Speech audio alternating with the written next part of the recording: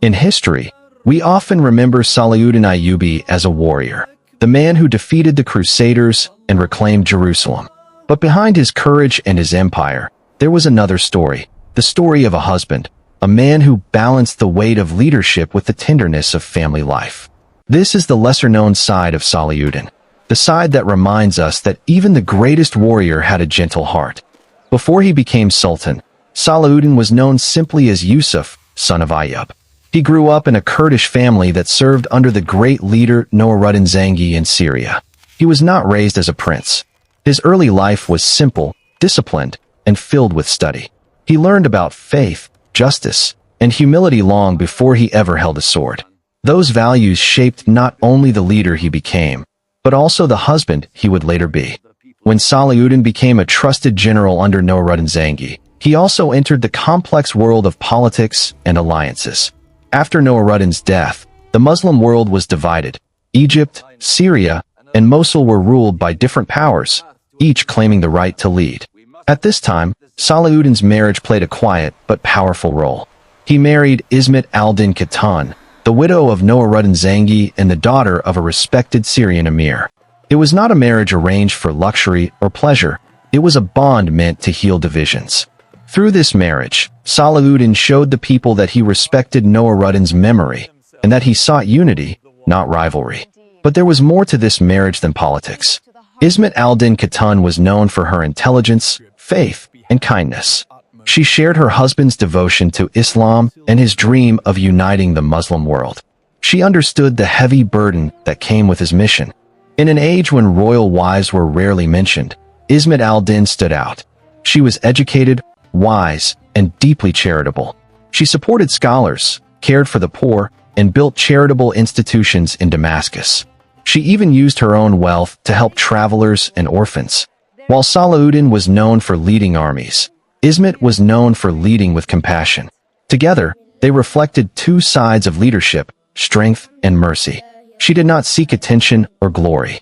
Her name appeared quietly in historical writings, but those who mentioned her spoke of her good heart and gentle influence. Salahuddin's life was never peaceful for long. The Crusader armies were strong, and every year brought new threats. He spent most of his time traveling between Egypt, Syria, and the front lines. Long separations were common, but Ismat never complained.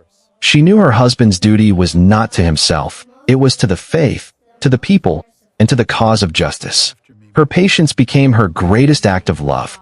While Salahuddin was away, she managed affairs at home, supported charitable work, and cared for their children. She built a stable household so he could focus on his mission without fear for his family's well-being. For years, their love survived distance, danger, and sacrifice. Despite being a ruler and a commander, Salahuddin never forgot his family. Chroniclers describe him as gentle and affectionate toward his children. He raised them to value knowledge and faith more than power. He was known for his humility. Even as sultan, he lived a simple life. He ate what his soldiers ate. He prayed with the common people. At home, he was kind and patient. His family often saw him as calm and soft-spoken, even when the world outside was filled with war.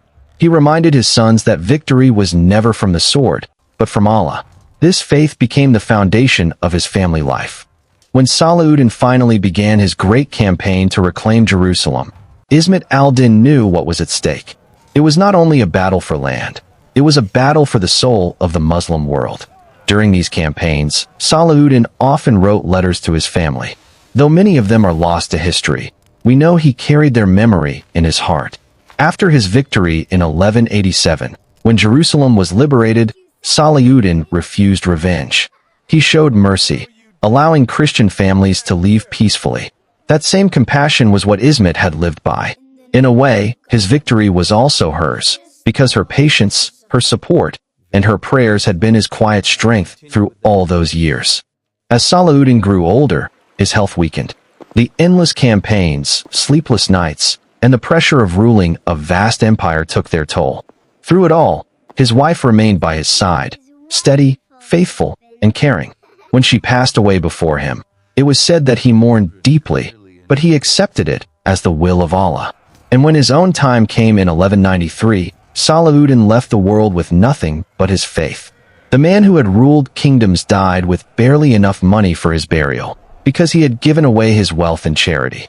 Salahuddin and Ismat's marriage reminds us that true strength lies not only in power, but in partnership. Their love was built on respect, patience, and shared faith. It was not the love of luxury, but the love of purpose. Together, they built a legacy that shaped generations, not through wealth or romance, but through faith, discipline, and compassion. Ismat al-Din's charitable works continued long after her death.